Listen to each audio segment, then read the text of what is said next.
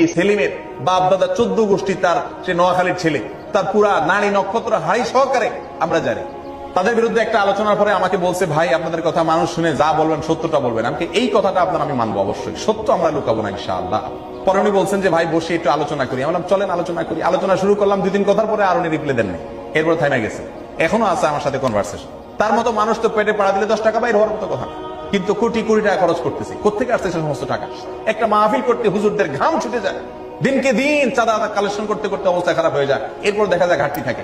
আর তারা সাধারণ মানুষের সাথে কোনো সম্পর্ক নাই, কোনো কালেকশন নাই, কোনো চাঁদা নাই, এক একটা সেমিনার করে লক্ষ লক্ষ মিলিয়ন মিলিয়ন টাকা খরচ করে। টাকা কি আসমান থেকে নাজিল হয়?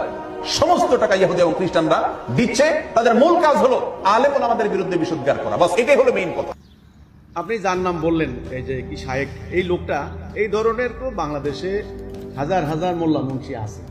সবচেয়ে আপত্তিকর ব্যাপারটা হচ্ছে এই লোকটা, এরা যে মিথ্যা কথা বলে, এই ধরনের এই মিথ্যাগুলা, এই লোকের সাথে আমার কখনো কোনো দিনও কোনো কনভারসেশন হয় নাই।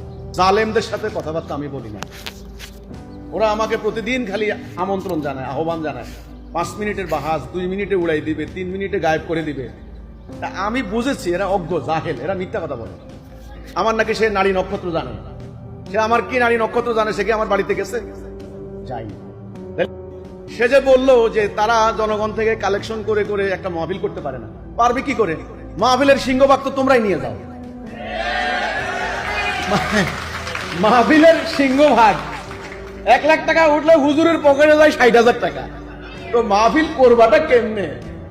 কবি নজরুল খুব আক্ষেপ করে বলেছিল যে বিশ্ব যখন এগিয়ে চলছে আমরা তখন পিছে, নারী তালাকের ফতোয়া খুঁজছি কোরআন হাদিস তো সে।